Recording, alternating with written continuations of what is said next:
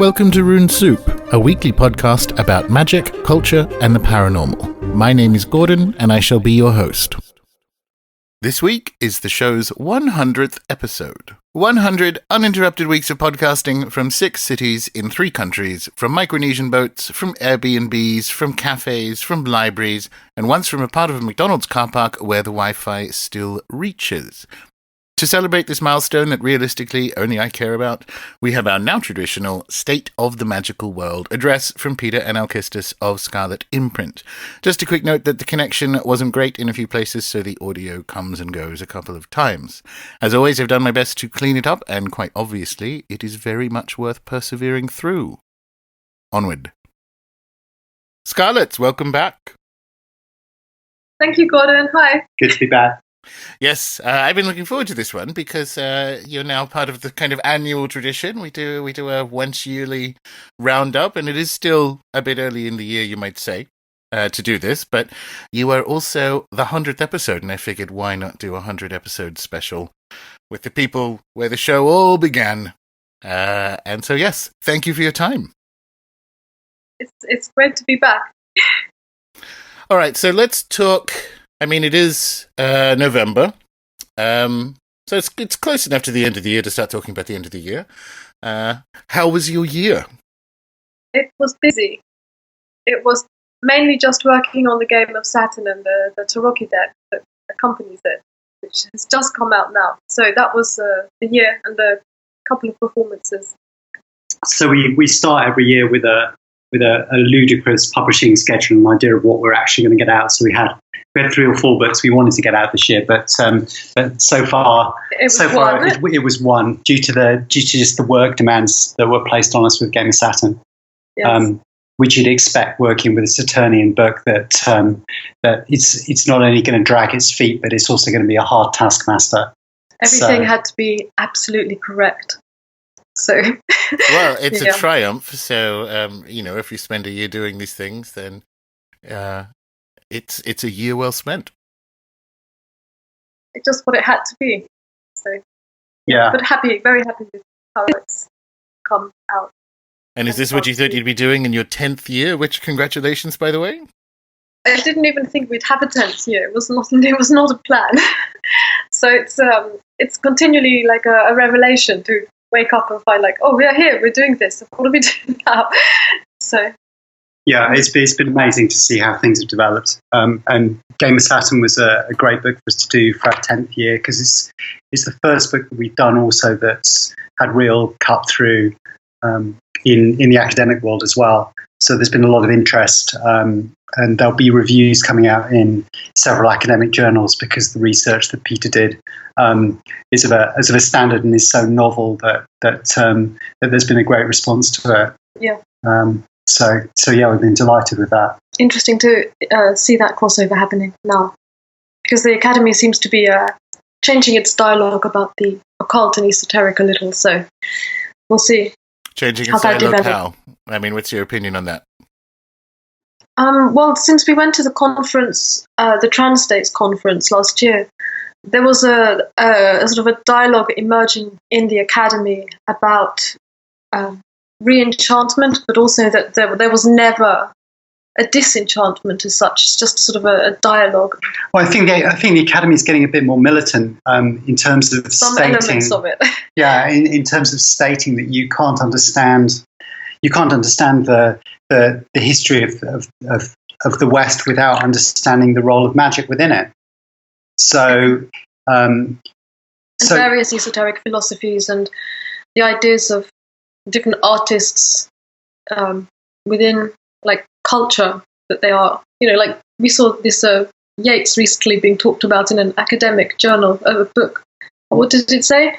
Yeah, I was. I'm just reading a recent biography of Ted Hughes that I picked up, and they describe Yeats in it as dabbling in the occult, which is one of those wonderful throwaway phrases that they always use with the occult. It's always dismissed with this kind of this sense of it's dabbling. Yeats wasn't particularly serious about it, which is such grade A bullshit.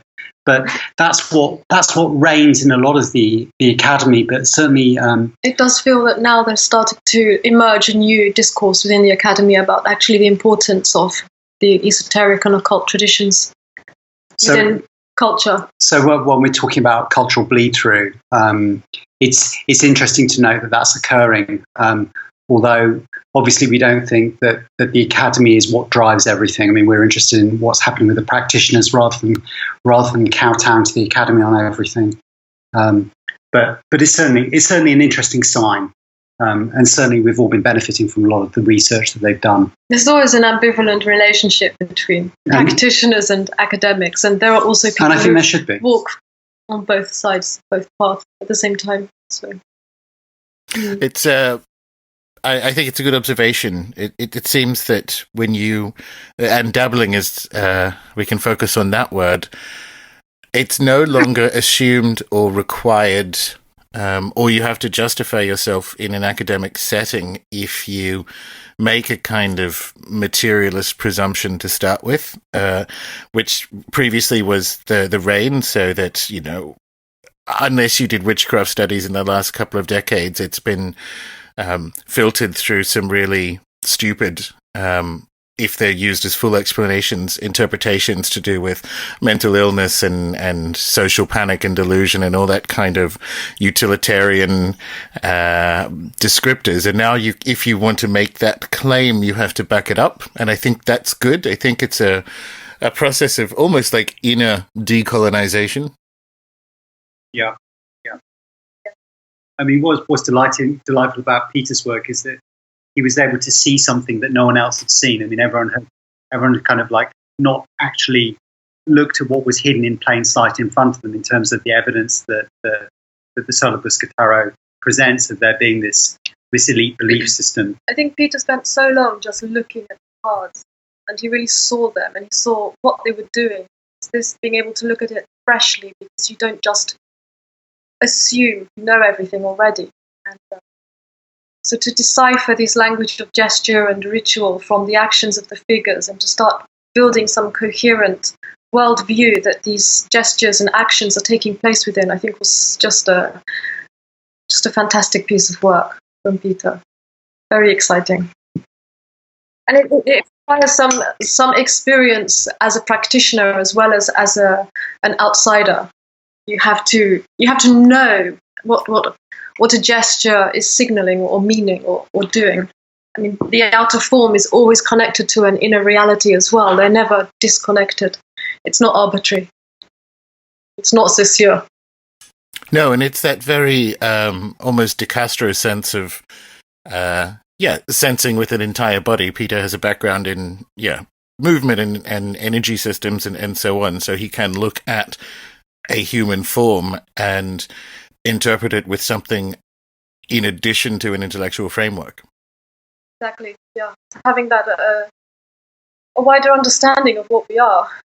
So, yeah, great. I really enjoyed that book. You know, and that also kind of opens up into the dialogue about, you know, what is it that we do in the occult which is different to you know, a straight or a sub academic approach. Because I mean, we've all seen one of the big changes in the 10 years since Scarlet started has just been the sheer amount of information that's become available. And as a result, there have been practitioners who've either buried their heads in the sand and tried to ignore it, and continue in their, you know, Kenneth Grant creative occultism nonsense. And there are other people who've started to pursue it and have ended up being sub-academics and doing a poor job at pretending to work within the academy. And now we're in a stage where I think it's where we need to blend the creativity with the academic discipline as well, and find some way of incorporating this knowledge that's meaningful for us. So who's winning? Who's winning at the moment? In what? Against academics versus practitioners? No. Against what Peter described, that kind of on one side you have the head in the sand and the sub-academics, and on the other side you have people attempting a integration exercise. So who's winning, and kind of like what do you currently think that should look like? Well, you know, book sales, we can say you're winning. So certainly people are responding very powerfully to the approach that you took with starships. And I think the work that you do is so interesting because you're not locked into a doctrinal belief system, and you're not trying to defend any of the old systems of knowledge. And I think that's very refreshing to people who are coming to the occult and don't want to have to, swallow the cow, don't feel that they have to, buy the complete works of Crowley, or go through one of these ridiculous "I've got a secret" organizations in order to practice magic. And that seems to be winning more and more. And I think the internet can be good where it enables people to call bullshit on claims. So I think the ground is shifting, and I think the ground will continue to dramatically shift in this direction. Good. I'm glad to see we're on a hopefully winning side. That was an interesting way of describing it for me, because as you know, the intention was to try and do something that is very difficult to do, which is which you're experienced in, deliver actual content outside of the academic framework as well, because that kind of turns people off. And I know of people like Dr. Tim Ingold struggle with having a new discussion in a new way, supposedly try to fit things like Chicago style and footnotes and so on. So in his case, when it comes to talking about and with animism, how do you footnote a cloud was his example. And you go, that's it's encouraging to see.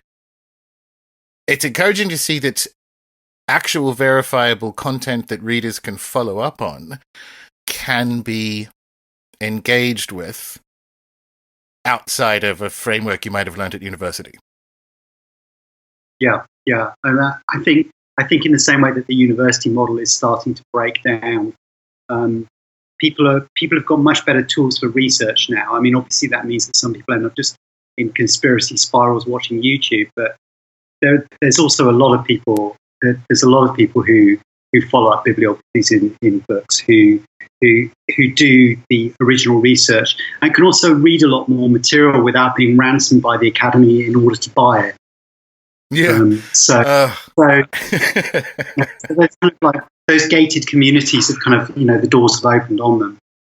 Yes, against their will in most cases, and the thing, if we can, it's the same thing with medicine, but if we can burn every journal to the ground, or at least burn the paywall page, that would be great. Yeah. So you mentioned Crowley earlier, Peter, and his birthday is not long gone. And if we're talking about how we see things today and how they've changed and where they're going, how is Crowley faring these days?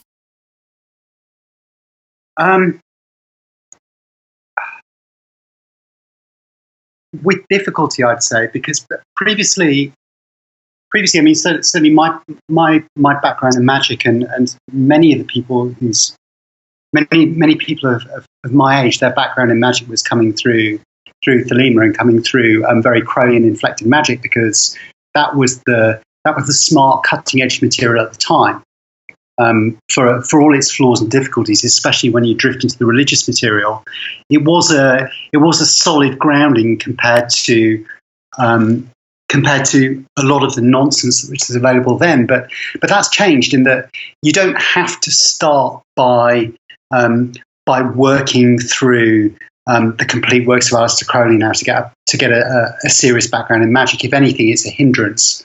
So people who are new and are coming in, it's very easy to have a pot shot at the more odious aspects of Aleister, and I think it's important to point out the huge problems with his body of work, but there are good elements about it. One probably the best element about it is a sense of discipline in terms of work. And one of the problems with a modern approach without any kind of structure can be that people just kind of hopscotch about, and building one's own practice without a framework or a grid can often be very challenging. So yeah, I think Crowley's dramatically on the wane, but it will be interesting to see whether people can self-start without those kind of structures. Because the good people in Thelema, and there are very good people in Thelema, really they're loyal to a structure and they're loyal to a methodology and a real people meeting in physical space. And I think that's a really valuable thing. But whether something can replace that, we'll have to see. For me, I think the pivot does need to be kind of going 80-20 physical space content, because I mean you shared it. I have not read Crowley at scale for many years, with the one exception, and this is where I found it quite jarring. I looked at his descriptions and advice around astral travel in book 4 for the Journeying course, and there's some amazing stuff in there that his descriptions are wrong, but it was, the early 20th century. But there's some amazing stuff in there that shows that he was clearly doing it.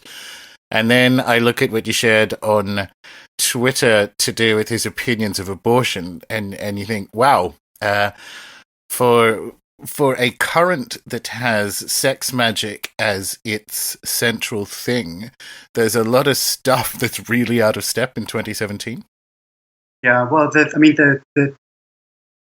staggering difficulty is that Crowley placed his bet on the male seed being the active principle and women being simply passive receptacles. So that's a huge error. I mean, you see that in the Hermit card. You see that right through the iconography of the Thoth Tarot, and you see it right through the OTO sex magic and initiation system. It's all based on the supremacy of the sperm. It's all based on the supremacy of the male, and it's just factually wrong, as well as being deeply offensive.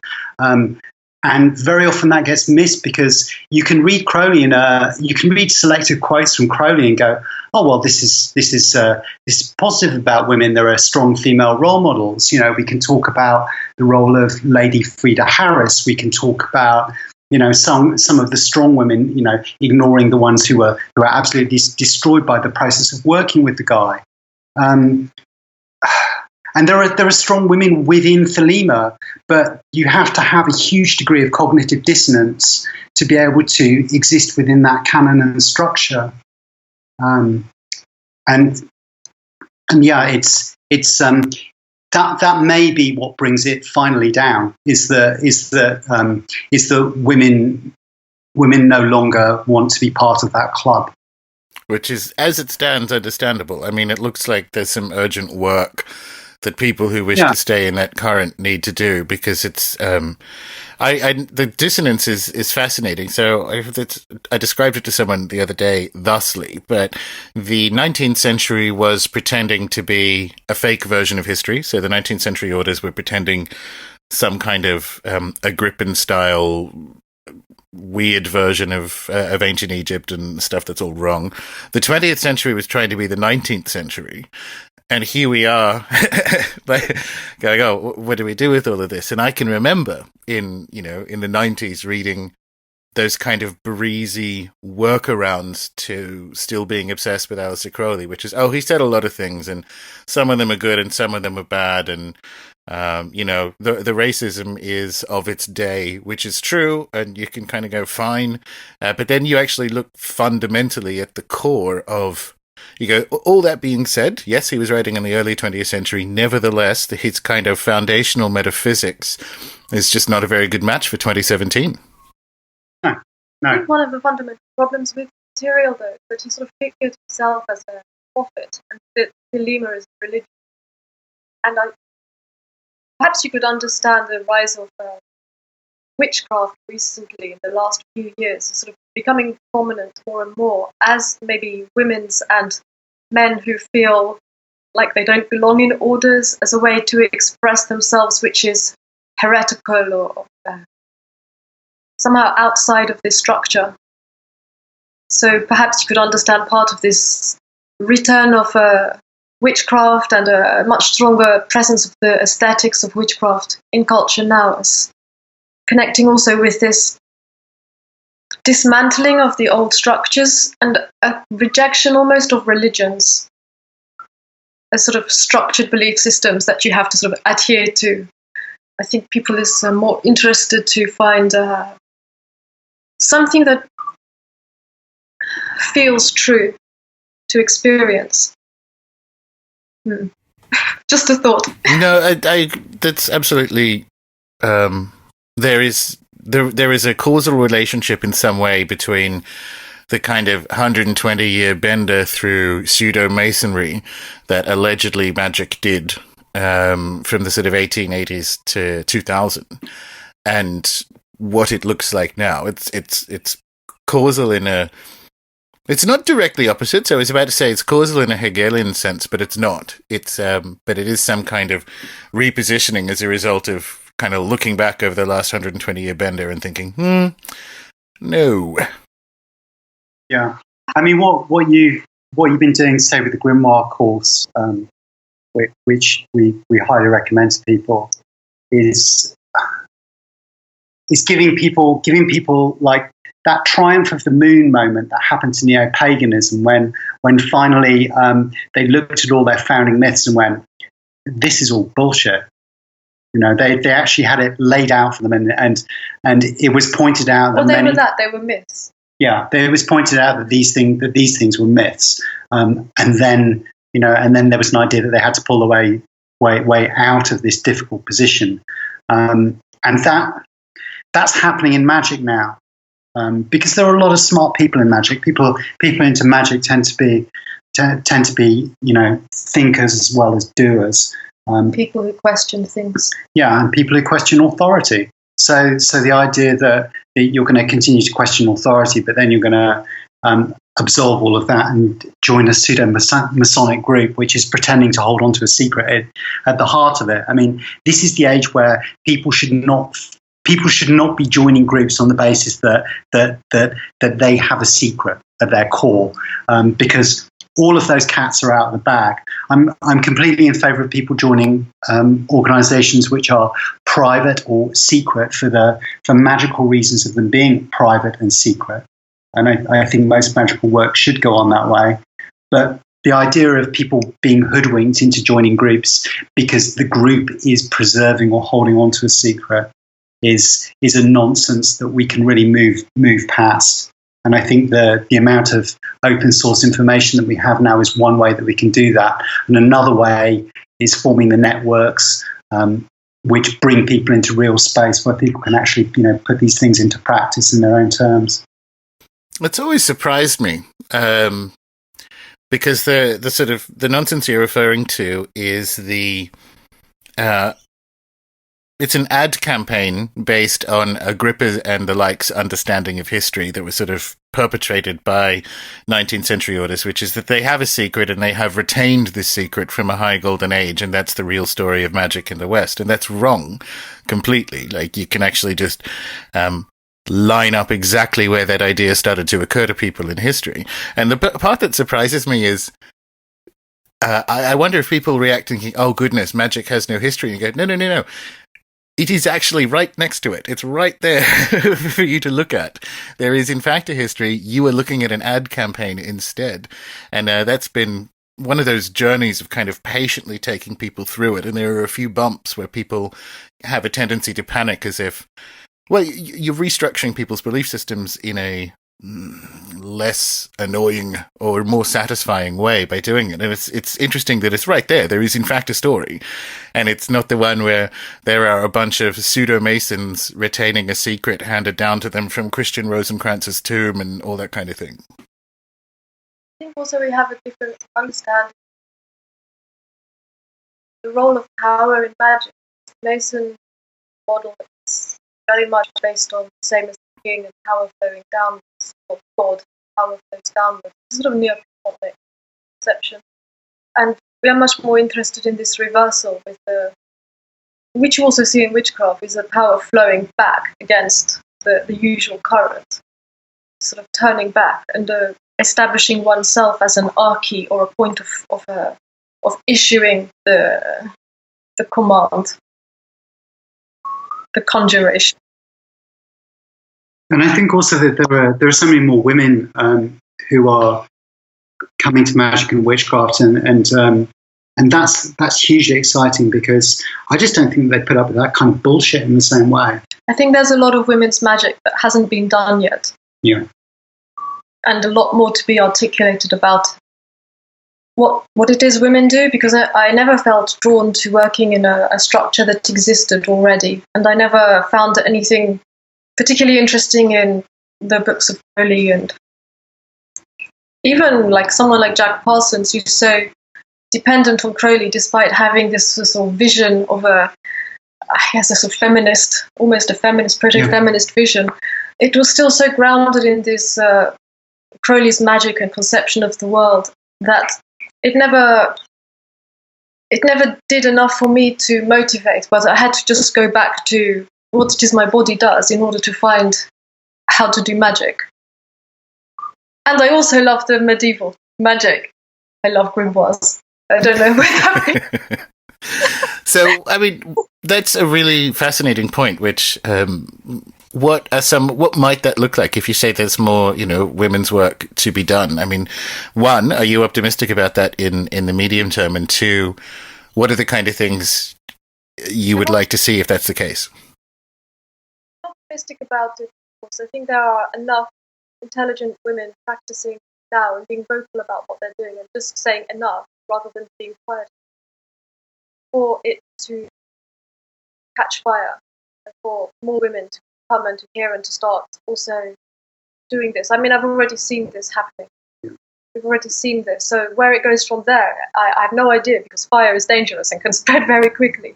And this is part of the intention behind the work that I do and the performance that I do, is to really open up this space in the future, like to open the door a little bit so that the next person can come through and does the next thing and takes this on, because it's very much evolving and it's very much a language that's coming into being at the moment, and it's not dependent on the entire history of male magic. It was one of the things I was trying to express a little in that piece I wrote on demonic voices, because the woman was always in the position of being the demoniac and having the demon speak through her, being the possessed one, just like in the role of the hysteric, and performing for performing for doctors and whoever wanted to go watch these women. And I think that taking this role and taking the initiative in this role and using it is something that hasn't really been experimented with enough yet, but is being. So, does that make any sense?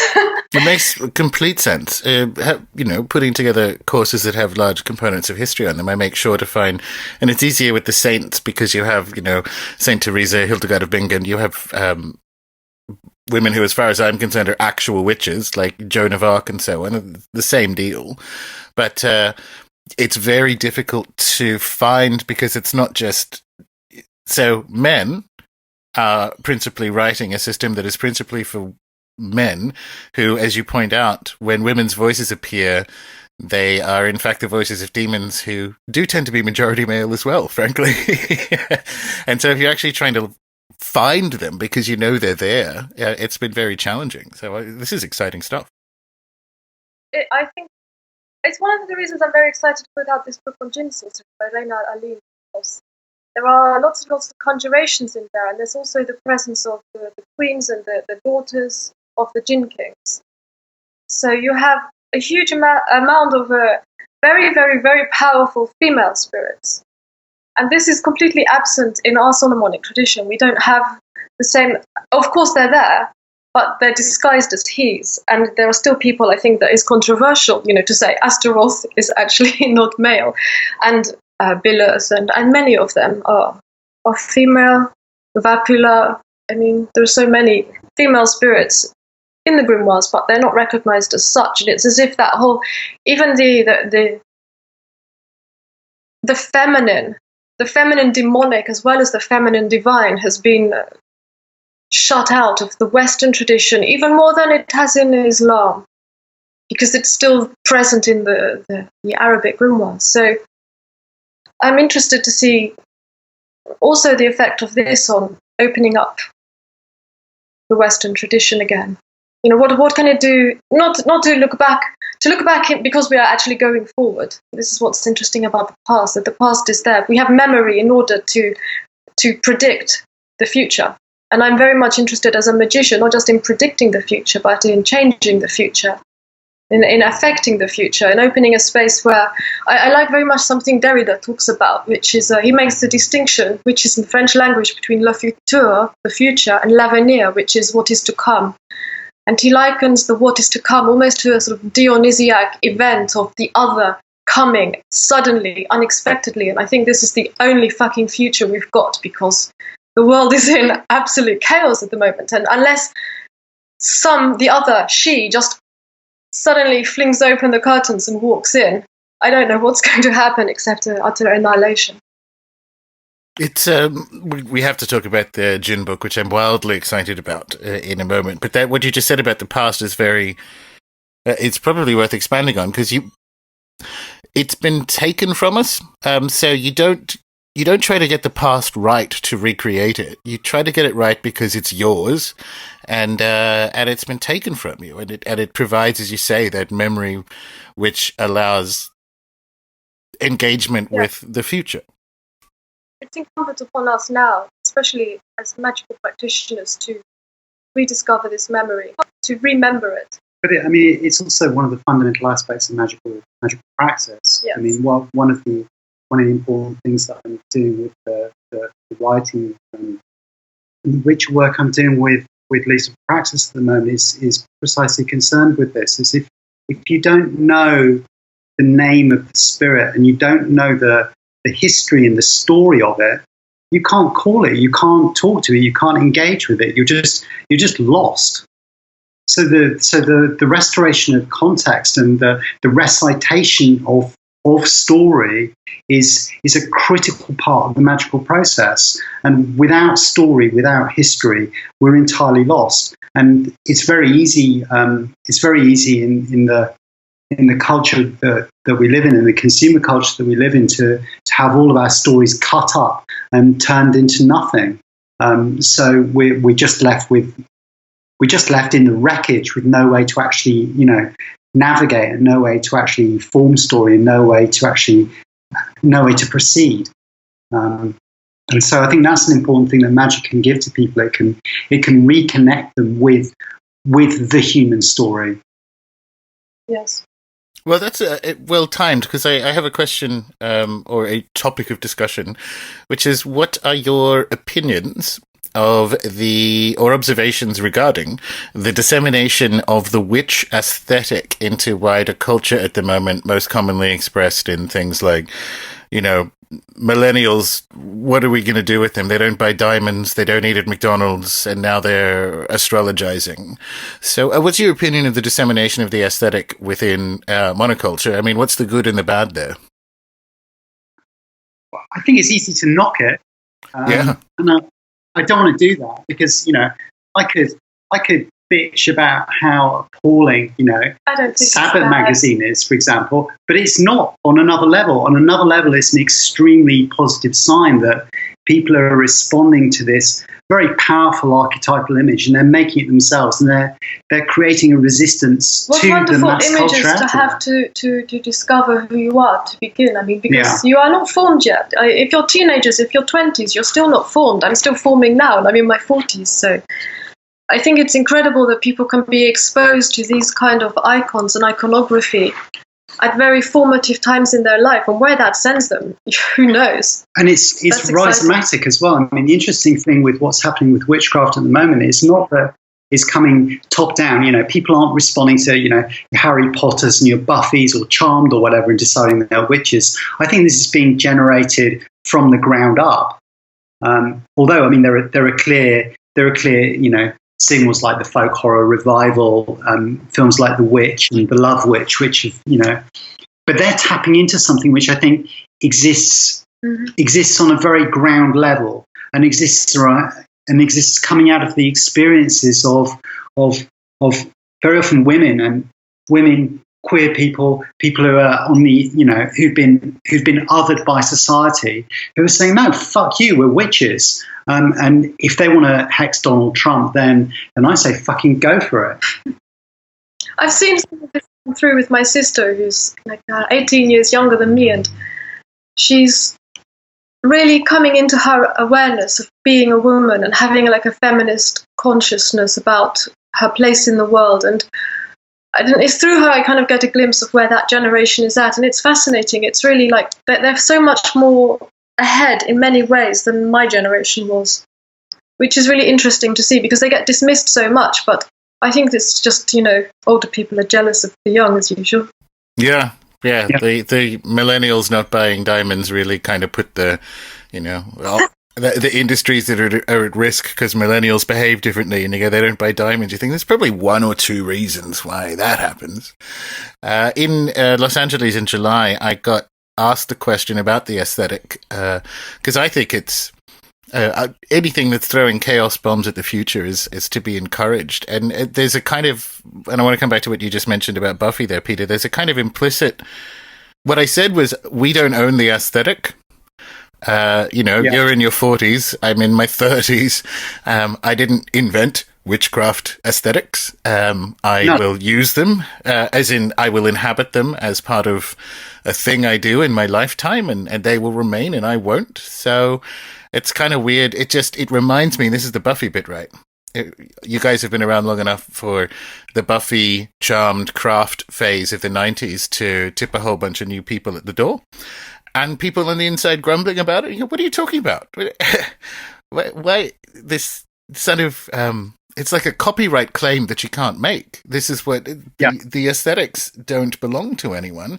They're going to do what they're going to do. And if 1 out of 10 of these people that are exploring themselves sticks with it and they're still here in 30 years' time, then we've got, the ranks swell.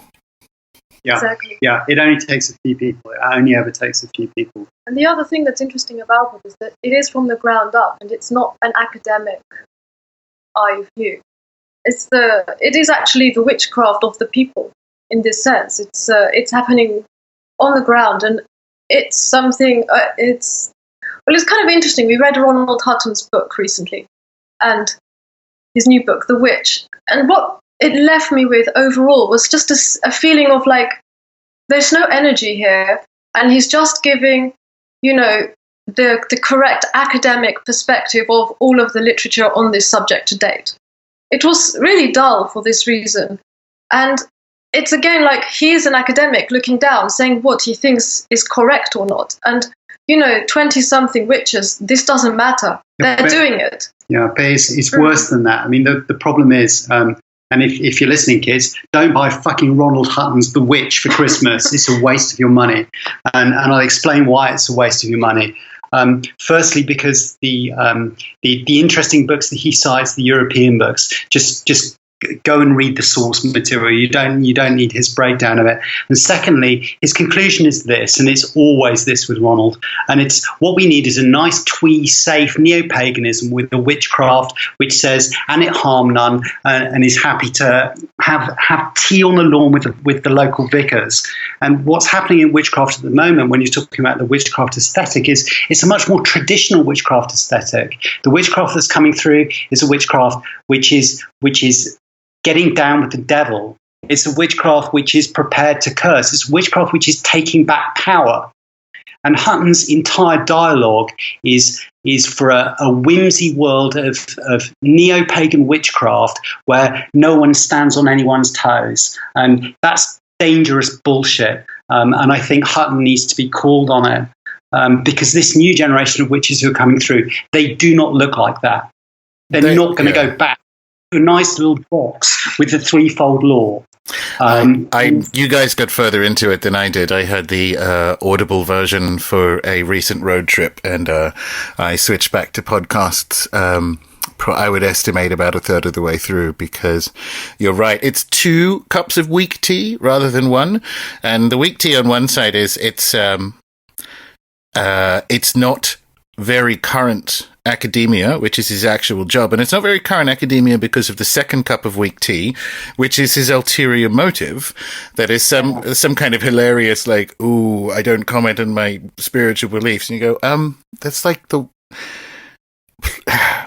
it's 2 cups of weak tea. I agree. There are, it's not good. It's, if anything, it's weaker than something like Triumph of the Moon. Like it's a backslide, and it does you right. It feels out of phase with a witchcraft that's coming up rather than going down. I mean, I think Triumph is a useful book to have on the bookshelf, as long as you understand what's been excluded from it. You know, the fact that it excludes Parsons, it excludes Paul Hewson, it excludes all the kinds of witchcraft that Ronald doesn't like very much. Even Michelet gets Michelet gets very, very short shrift because you know, Ronald, bless him. I mean, you know, he's. I don't think he wants to rock the boat. He just his character and his temperament is he doesn't want to rock the boat, and as a result, he presents a witchcraft which doesn't want to rock the boat, which is quite the opposite of the feeling that people have growing up in a culture now, which has taken away their futures, which has given everything to the fucking banks, which is taking away women's reproductive rights, and is heading towards ecological disaster. That doesn't fit with Hutton's view of the world, and that's going to have to change. Yes, I think maybe because none of us spend too much time at the neo-pagan end of things. It's always really jarring to find that it continues in that particular formulation of it. It's not it's not a valuable perspective. I think with Triumph of the Moon, I mean, if you want to buy it or if you have bought it and you're going to read it, just be aware, as we're discussing, there is content in there, specifically, you know, people that you can go and read, like Ginsberg or what have you, that it can point you in if you're new, but just be aware that it is framed by a specific worldview and, frankly, an agenda. Simple as that. Yeah, it's hugely problematic in many ways. He also creates some major problems with his kid gloves approach to traditional witchcraft and the idea of lineage. I think he really let Andrew Chumley get away with murder in that book, because Andrew's lineage is nonsense, and a decent scholar would have very quickly been able to pull that to pieces. Do you want to elaborate on that for people who are listening? Yeah, sure. Why not? Actually, let me put it this way. What Ronald reveals in the book is that Andrew had 2 charms that he collected from one group he claims to be initiated into, and those charms held up as being earlish texts that had been reworked by a competent Latinist, and that's interesting. I mean, certainly what we find in England, and what the people arguing for traditional witchcraft have done a good job of, is saying there are other things out there that predated Wicca, but what's out there that predated Wicca does not look like a fully formed, rival to Wicca as an initiation and ritual structure. It amounts to some charms, it amounts to some small groups, but it does not amount to anything coherent, which is why every time you look at traditional witchcraft, you discover that the groups have borrowed massively from the structures of Wicca because they work. I think Hutton could have done a better job as well of getting rid of the myth of the Pickingill papers. Yeah. And these are lodges. Yeah, all the material around Pickingill is quite, it's absolute nonsense. Absolute nonsense. But then it becomes a myth. It becomes the myth that informs. Yeah. But what happened with, to have a brief diversion on traditional witchcraft, living in England, knowing many of the people on the witchcraft scene, having been around this for 20 odd years, traditional witchcraft was invented by a small group of people as a counter reaction to the over goddess New Age Wicca, and also to preserve some of the things that they genuinely found that were being practiced by people. But it's a creation. It's an absolute creation, and it's what's the good thing about it is that it finally managed to loosen the straitjacket that Wicca had over things, where there was just this idea that you could laugh at anyone who made any claims at all of any rival witchcraft traditions, and it enabled what's happening now, which is the really exciting thing, which is the witchcraft aesthetic, the witchcraft ideas, these pieces of spellcraft being broken free of traditions and groups and being utilized by people, because that's what witchcraft always is. Witchcraft is smashing things up and finding what works. Witchcraft is these pieces, but it's not a monolithic thing. It's not, there is not a great, unbroken, perfect traditional witchcraft cult in England, and there never has been. Yeah, that's good. I want to come back to this because I think it's very useful and hadn't occurred to me before. This time around, because we've both been here long enough to have seen magic and witchcraft fall in or come into and fall out of favor. And you're right that there doesn't appear to be a specific text, whereas a decade or so ago you could get Harry Potter, and 2 decades ago it was Buffy and the Craft. This does appear to be, and here's an observation for you, and let me know what you think of it. Something Pete Cowell wrote in one of his earlier books was that and it stuck with me, but we've never really had a live experiment to see if it's correct, which is in times of the kind of great societal change or dissolution, history fills with witches and wizards. So he had the fall of Rome as an example, where there are soothsayers everywhere and so on. But it does rather seem like that's correct, because it is this almost eruption from a collective unconscious rather than a aping of a television show. Yeah, this is a huge cultural shift that we're seeing now. Whereas previously there have been these waves that you can kind of into these kind of cultural these top-down cultural impositions that have flared up. I think this witchcraft dominant is here to stay. I think we're actually at the start of something rather than just seeing the general cycle that you get within witchcraft. And that we've seen come and go. I think we're on an upswing that isn't going to stop. Well, I mean, how else do we expect the re-enchantment of the world to look, if not the idea of curses and an improved understanding of astrology and all this kind of stuff entering popular discourse in the West, where in other places in the world it hasn't left, where you do navigate a more than human experience, which can include things like curses and using magic or whatever you want to call it to adjust your conditions. And what did we think it was going to look like? Yeah. It's a glorious mess. It's really exciting to see it happening, and it's interesting to have heard you sharing your experiences about what you encountered in California, what we see online from people in New York, because obviously, now, we're down in West Cornwall. We're a little bit out of these kind of like centres of traffic, but we're aware when we dip into the internet that that's happening, and also from personal contacts, and from the kind of people who are buying our books and the kind of people who write to us. It's a very exciting time. It's a really exciting time. But it's an exciting time because it's a dangerous time, and it's a time when millennials are becoming aware that their rights are being taken away from them, and women in particular.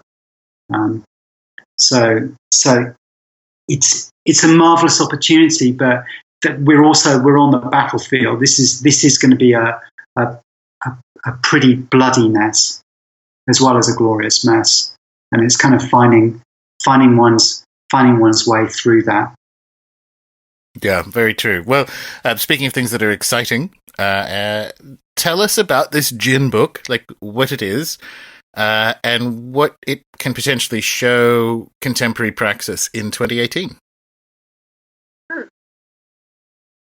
Well, it's a collection of translations of various spells and conjurations from handwritten manuscripts that have been collected by the author and translator. Rein Alalim, which is a poem de plume, and obviously, and they're very, very interesting because so much of it would inform Western magic, particularly like grimoire style magic, Solomonic, and it's just missing from the West. So, like I mentioned before, the female Djinn, the queens and the princesses, they're there. They're very powerful and they're present. And many spells for like mandals and dream divination, all of these kind of things. So I don't know. I think it's just very interesting material and practical material. I think it's also a coming together again because we have the same tradition as the Arabic tradition, as Islam, and it was so connected through the Iberian Peninsula particularly, also coming through Byzantium and Venice. They had strong connections with the Islamic Empire. And it's just kind of, especially with the current nationalistic, closed discourses going on at present, that actually we have a shared history. We've lived in the same places. They've always lived here. We've had connections with people from North Africa, from Arabia, from everywhere for hundreds and hundreds and hundreds, and actually thousands of years. So I think it's fascinating because it's bringing something back that shouldn't be separate.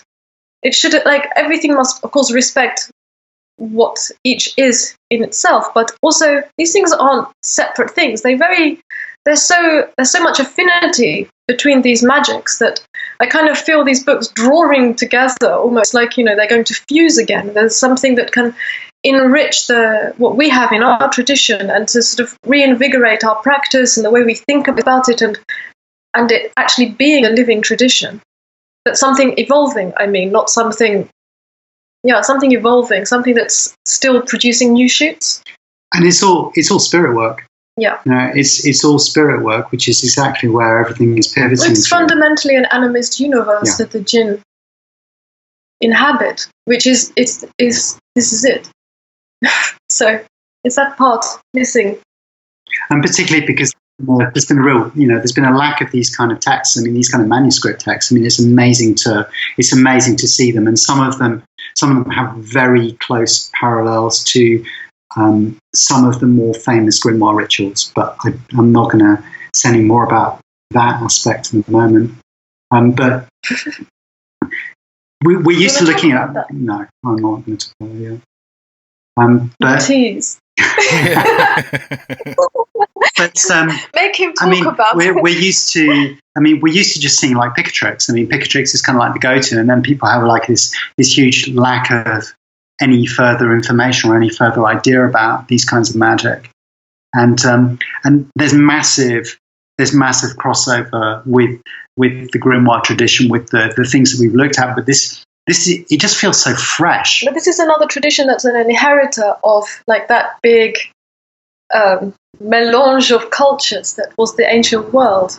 So it's another one that's descended from that same, like Alexandria, these things. It is part of the same cultural mix. Yeah. It has Mesopotamian, it has Egyptian, it has, African. It's all there. So. And when you look at the influence of the Djinn kings and these ideas on European demonology and the European demon kings, then you immediately have to become very interested in the technology and the ways that they're working, because it's such a practical text. that's or collection of texts. Yeah, it's all designed to work. And Rein has been apprenticed. This isn't like he hasn't gone and collected these manuscripts in an abstract or an academic way. This is collected as a student of this magic from working magicians. And they're handwritten, which is very important in this Seer tradition. Yeah. Is that even more powerful than a printed book, which in the West we consider very powerful, is the handwritten manuscript that you get from your master, that he got from his master. So there's a lineage, there's a tradition that there's more power in this the handwritten thing. And I know there's been a lot of kind of like shady, Djinn-shaped material floating around on the internet, and Not so much. and this really, this is the thing itself.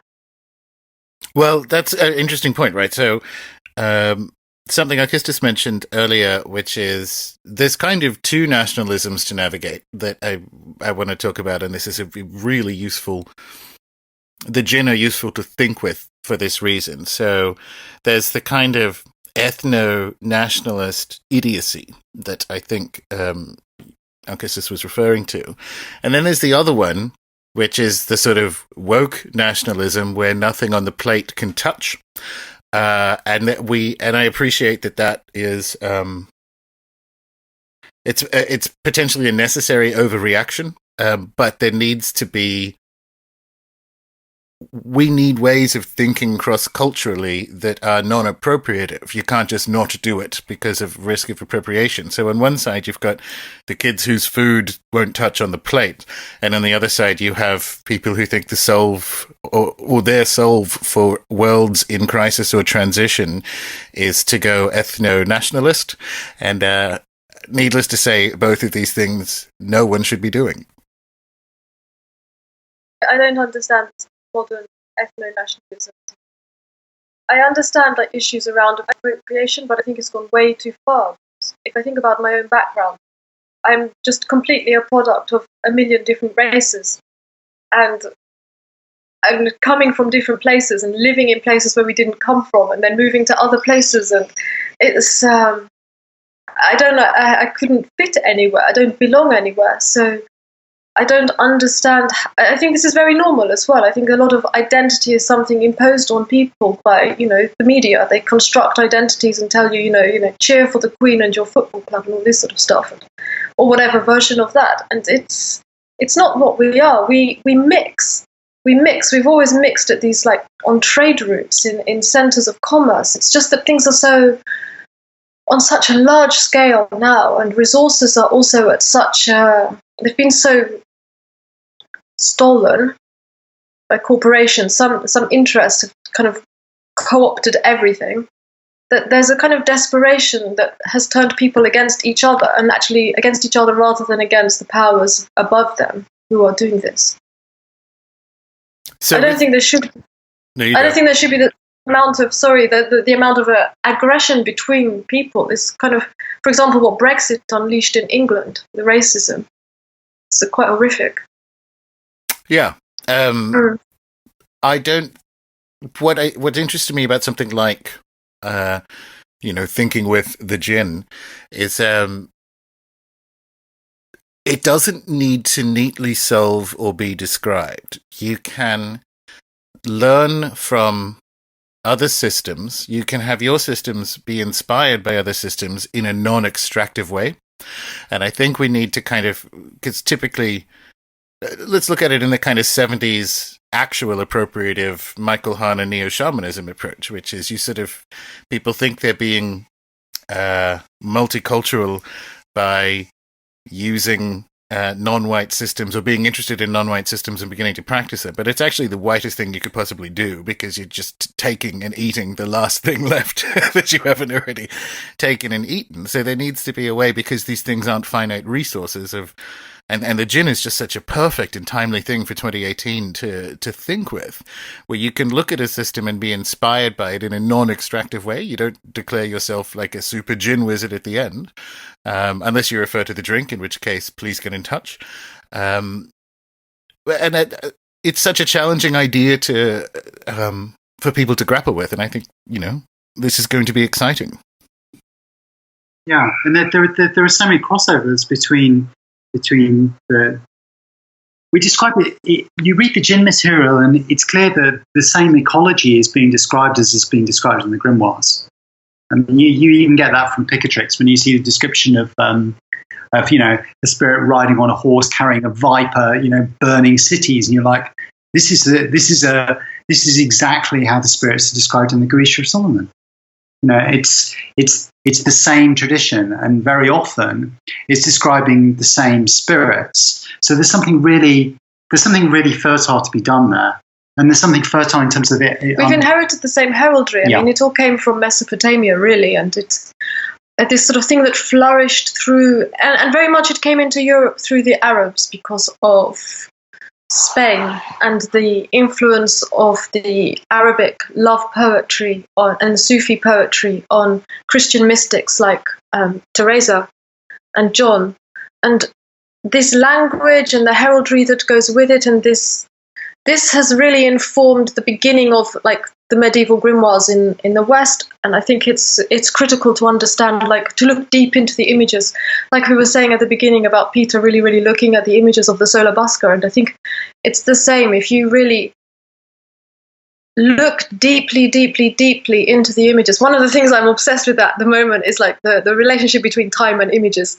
So images are very, very good at containing a lot of time and a lot of depth, and they put it in that moment that you're there. So they contain all of it in a glint. And I think a lot of this, you can see that with the way that the spirits are described, and this importance of visualizing them, of bringing them to mind, of seeing them, bringing them to appearance. I think you see this when you both when you read the Western grimoires and when you read these grimoire material from Rain that he's translated. I mean, this is the way that we move towards an augmented reality rather than one that's overlaid on us throughout times. We're learning to see again. I think that's one of the great problems for me with the internet and being online and people spending all their time sort of like looking into phones, is that it really destroys their ability to see, and to see because you have to spend time looking deeply into something.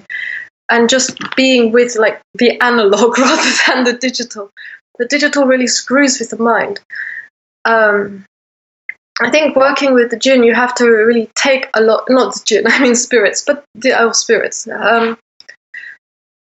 is to empty, like purify, a lot of purification, but a purification of the digital, and really, really look and really learn how to see. So the mandalas are very good because they give all these instructions, eat nothing but currants and barley bread, and purify yourself, and do this, and burn these incenses. And these are really good procedures for like regaining that vision that I think we need to find again. And it will be key to unpacking what's really there. Absolutely. Well, I'm glad you mentioned that. It's for about 5 centuries of kind of anti-Islamic perspective. When we talk about the return of the text from the classical world into, say, the Iberian Peninsula, they weren't reading in the original Greek. They're reading the Arab commentaries on the text of the classical world. And so it's actually an Arab revival like that kickstarts all those early that mixing that happens on the Iberian Peninsula. It's only now that we're starting to not refer to it as Greek, because although the source texts are Greek, they're actually reading Arabic texts. That's where it was survived. And the kind of Arab component of it has been, for historic reasons, underemphasized. And it's just this delightful and exciting thing that's coming out, like the return of the Djinn, that we can, I don't know what, it will clearly have an impact. Every Scarlet book does, but it's so well timed to see what that can do to the time stream in 2018. Like a story in the Arabian Nights that just keeps opening into another one. And because even in the period where you have a strong reputation for magic in the Iberian Peninsula after they kicked the Islamic out, is a myth. It's a story, it's an imagination, it's this idea that there are like magicians hiding in caves doing strange things with books, and black magic was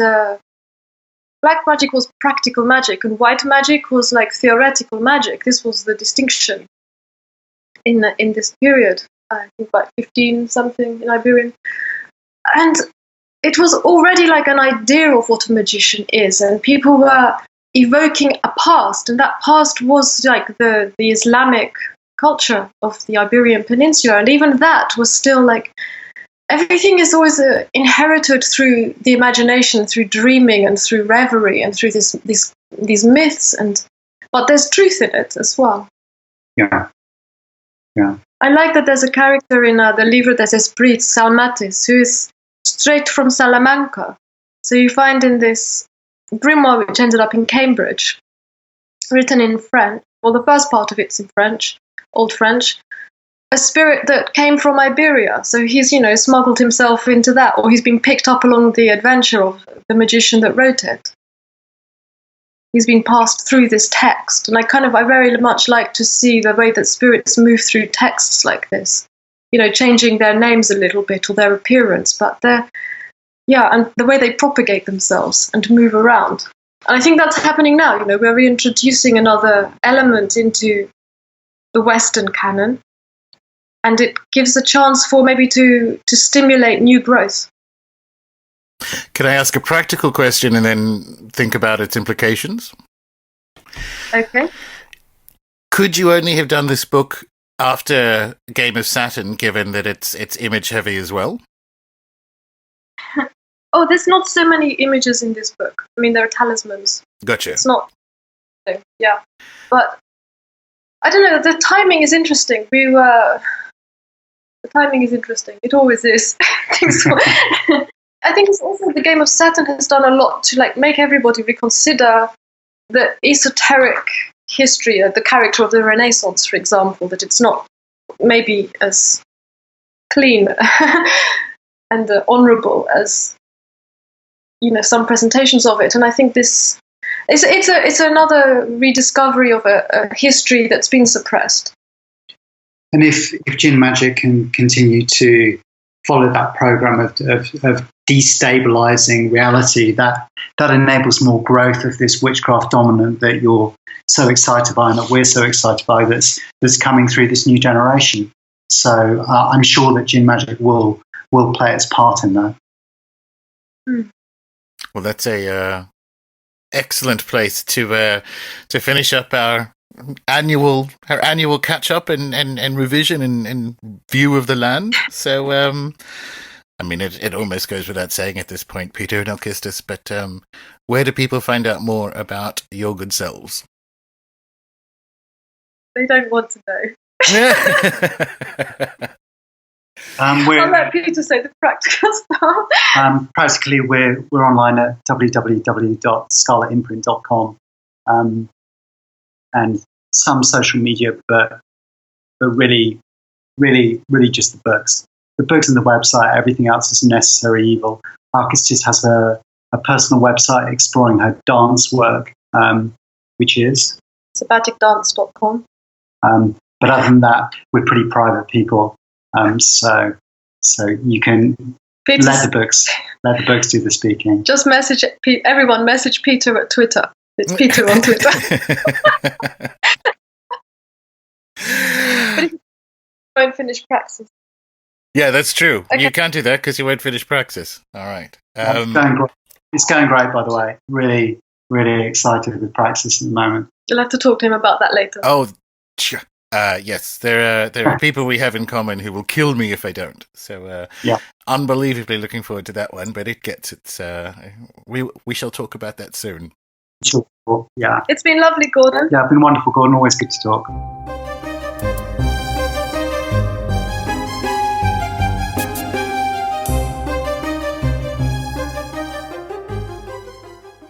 There we go. Witchcraft in the wider culture, changing modes of discourse, birthing big, complicated projects, the Sola Busca and the Djinn. 100-episode candles on a really delicious cake. Speaking of cake, maybe, I'm giving a talk in Sydney's Inner West next Thursday on how we can rethink psychedelics, spirits, and the natural world in a post-materialist age. And you can't currently prove there won't be cake available at the venue, so if you're in the area, you should definitely come along. Details on the blog or the Twitter feed. If you aren't in the area, you can still subscribe to the show in your favourite podcatcher or on YouTube. You can become a Rune Soup Premium member and get access to some iteration of the presentation later this month. Otherwise, you can visit the Rune Soup Facebook page and/or inevitably find me on Twitter where I am Gordon, Gordon_White, WHITE. Until next time.